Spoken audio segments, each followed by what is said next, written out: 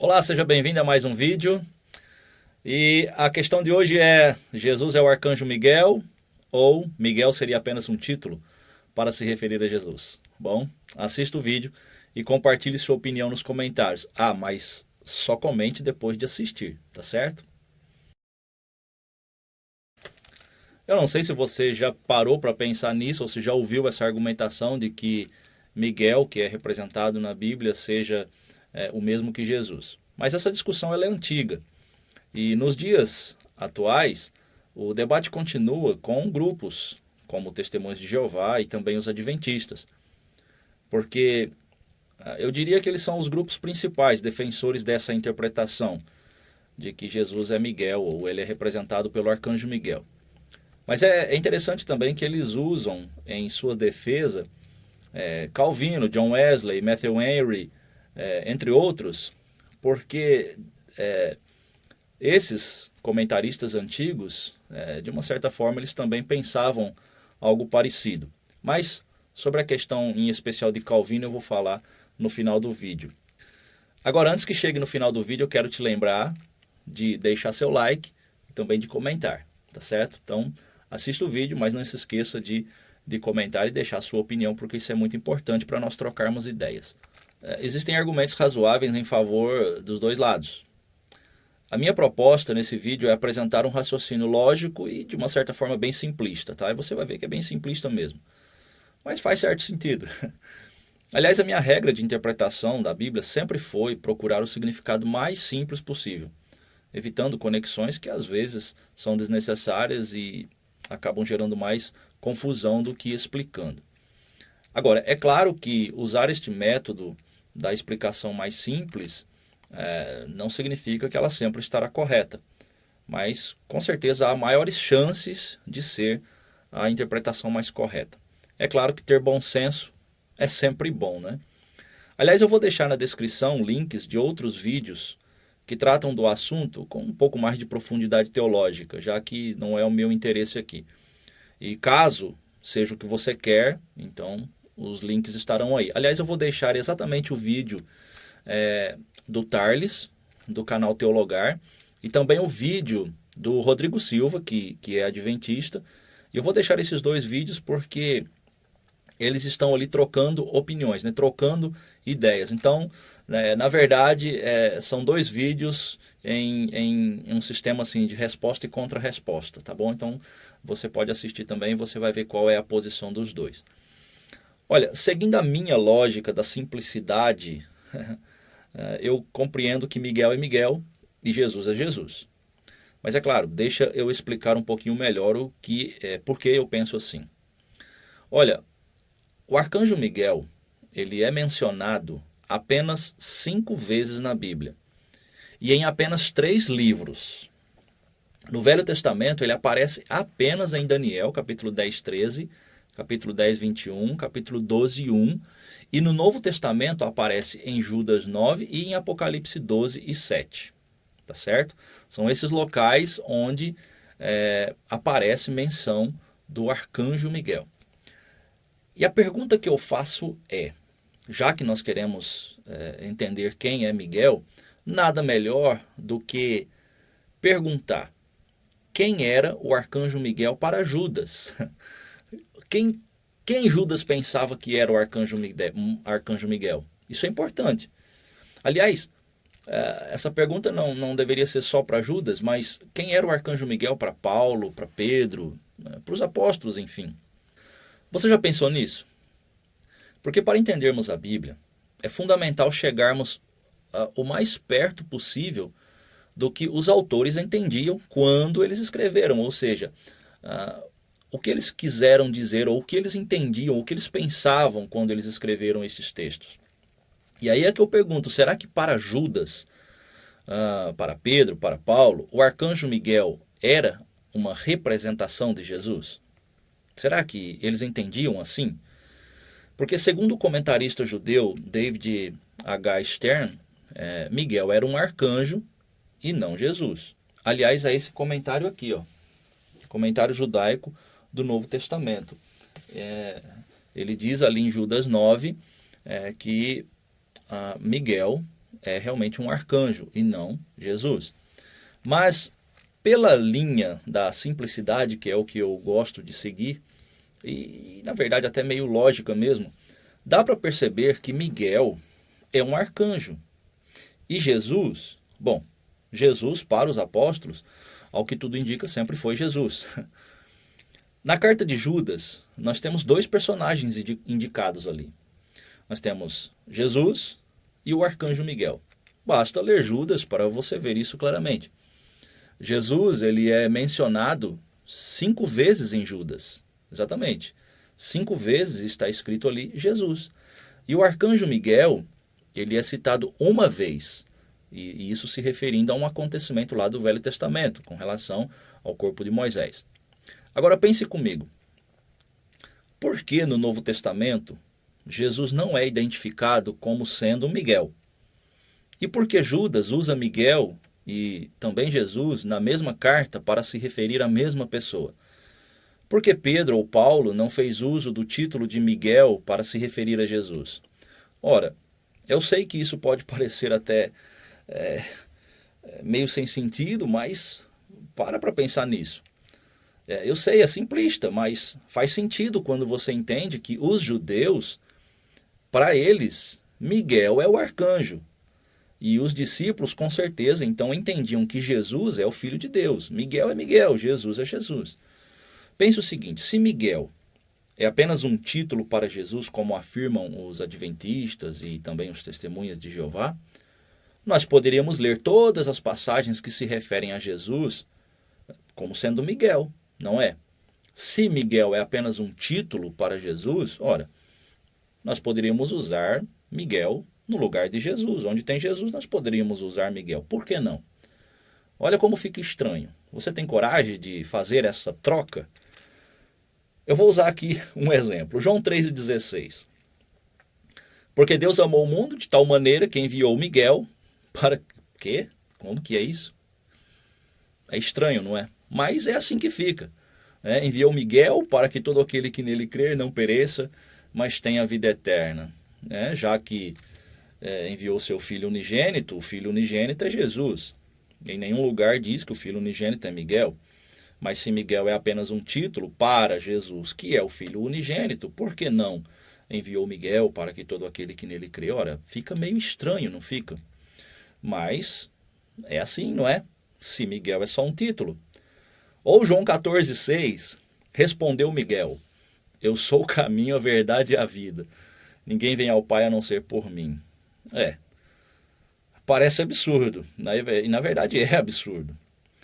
Mas, meu querido, é assim que fica. Eu vou repetir.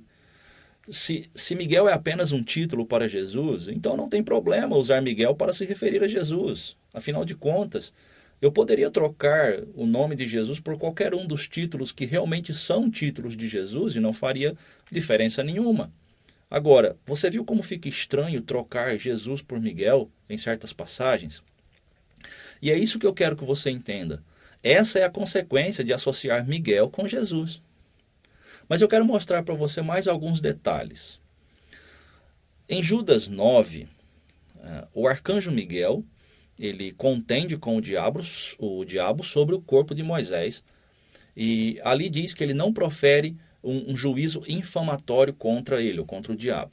Então dizem os adventistas, aliás, até no vídeo que eu indico aí, o Rodrigo Silva, que é um grande arqueólogo, mas nessas questões do adventismo, ele defende realmente muito as doutrinas do adventismo, e ele usou exatamente esse argumento, de que Miguel ou Jesus, na visão adventista, quando discutia com o diabo, ele apenas não usou palavras de injúria contra o diabo, como se fosse apenas uma questão de Jesus não quis difamar o diabo.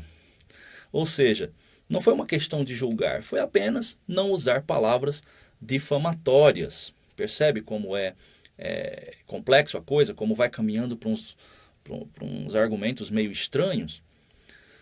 Agora pense o seguinte, se Jesus não repreendeu Satanás, porque isso deveria ser feito só pelo Senhor, ora, nós temos 2 problemas muito sérios aqui. O primeiro problema é que Se a repreensão era para ser feita só pelo Senhor e Jesus não repreendeu o diabo, já que Jesus é Miguel, não é? No caso aqui, não repreendeu porque ele disse o Senhor te repreenda. Então o problema é o seguinte: Jesus não é Deus e Jesus não é o Senhor. Esse é o primeiro problema. E o segundo problema é como ficam as diversas passagens que nós temos no Novo Testamento, onde Jesus está repreendendo Satanás. Olha, eu sei que para arrumar um argumento diante disso, vai levar para um caminho aí bem complicado. Eu sei onde é que leva, mas eu vou até esperar que alguém comente sobre isso ou dê esse argumento que eu estou pensando aqui para que eu possa responder. Mas veja o problema. Em Judas, o Miguel ou o Jesus, ele não difama Satanás. Mas o problema é que em João 8,44, Jesus literalmente acaba com a fama de Satanás. Olha o que está escrito lá, João 8,44. Vocês pertencem ao diabo e querem realizar o desejo dele. Ele foi homicida desde o princípio e não se apegou à verdade, pois não há verdade nele. E quando mente, fala a sua própria língua, pois é mentiroso e pai da mentira. Percebeu aí? Em Judas 9, o Jesus, ou o Miguel, ele não quis falar mal de Satanás. Mas em João 8,44, Jesus chamou o diabo de homicida e de mentiroso. Fica meio contraditório, não fica? Agora você precisa entender qual é o contexto de Judas 9. Ele está dentro do contexto de falsos profetas. O escritor ele está falando sobre os falsos profetas. Aliás, Judas 9 deve ser lido à luz de Judas e não de outra passagem. É o contexto que vai indicar o significado do verso 9. Nós temos que entender o que está ali. Fica claro pelo contexto que Judas está tratando sobre falsos profetas. Olha, isso está comprovado no verso 10, quando ele complementa falando sobre os falsos profetas. Olha o que ele diz. Eles difamam tudo o que não entendem e as coisas que entendem por instinto como animais irracionais, nessas mesmas coisas se corrompem. Judas ele está fazendo uma comparação entre a atitude dos falsos profetas e a atitude que Miguel, sendo o mais poderoso dos anjos, mais poderoso que Satanás, mas Miguel não difamou Satanás. Miguel, mesmo sendo superior a Satanás, não fez um julgamento contra ele, pois reconhecia que sobre Satanás e sobre ele próprio, sobre o próprio Miguel, estava Deus, estava Jesus, que é o Senhor. O problema de considerar Miguel como sendo Jesus é que essa ideia diminui Jesus ao nível de um anjo e enaltece um anjo ao nível de Deus. E Hebreus 1 deixa claro a superioridade de Jesus em relação aos anjos. Agora, um outro argumento que tanto testemunhas de Jeová como os adventistas gostam de usar em sua defesa é o que eu disse lá no começo. Eles sempre usam Calvino, John Wesley, Spurgeon, enfim, entre outros, que também apoiam ou apoiavam, né, a ideia de que Miguel poderia ser realmente uma representação de Jesus. Bom, em primeiro lugar, Calvino e os demais, eles não tinham e nem têm, nos dias de hoje, autoridade apostólica, ou seja, nunca tiveram. E segundo, eu acho estranho essa técnica, né, de defesa. Afinal, no geral, os ensinos desses reformadores, eles não endossam as doutrinas jeovistas e adventistas. Mas é interessante que, por conveniência, em hora favorável, então eles esquecem tudo que eles falam contrário, mas aí pega isso que é favorável a eles e usam os reformadores como argumento. Né? É muito estranho. É como você usar o inimigo como amigo para derrotar outro inimigo. Né? Mais ou menos assim. Olha, eu procurei fontes primárias para ver a declaração de Spurgeon, John Wesley e os demais, né, fontes primárias para ver o que eles realmente falaram, mas eu não encontrei. Existem só sites replicando, mas não tem a fonte. Porém, aqui, a de Calvino eu encontrei. Eu vou colocar aqui para você o que Calvino diz no seu comentário de Daniel capítulo 10. Ele diz assim: há quem pensa que a palavra Miguel representa Cristo. E eu não faço objeção a essa opinião, Perceba que ele está falando, eu não faço objeção a essa opinião. Então, aparentemente, ele está dizendo, eu concordo. Pode até ser. Continuemos. Evidentemente, é suficiente que todos os anjos mantenham vigilância sobre os fiéis e eleitos, embora Cristo mantenha a primeira posição entre eles. Perceba que ele está fazendo uma distinção aqui entre Cristo e os anjos. Ele não está dizendo que Cristo é um anjo entre os anjos. Ele está dizendo que Cristo tem uma primeira posição entre os anjos. Uma vez, continuando aqui, uma vez que ele é seu chefe e usa seu ministério e assistência em defesa de todo o seu povo. Ou seja, Cristo usa os anjos em defesa de todo o seu povo. Continuando.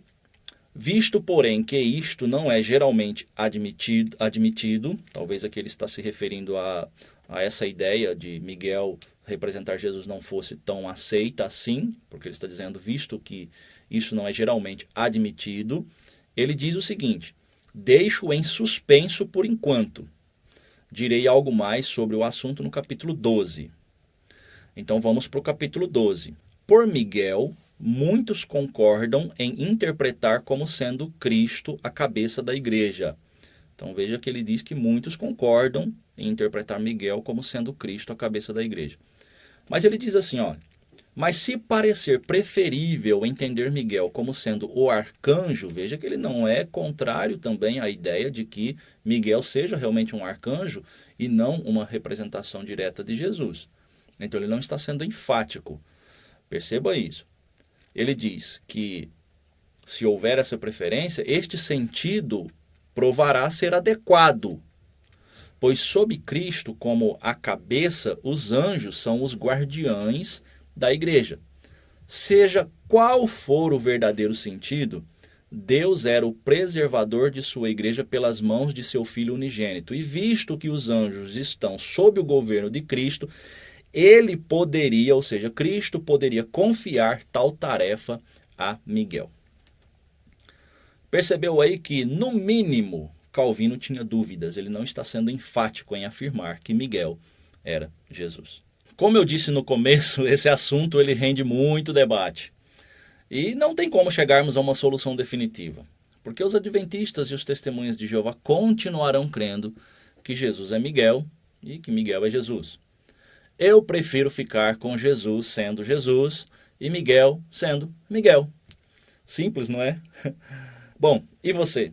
Deixe nos comentários a sua opinião, mas é claro, seja respeitoso, não precisa expor seu pensamento querendo mostrar que você está certo. Seja respeitoso e argumente com sabedoria, tá bom? Para que a gente cresça junto. Grande abraço e até o próximo vídeo. Tchau.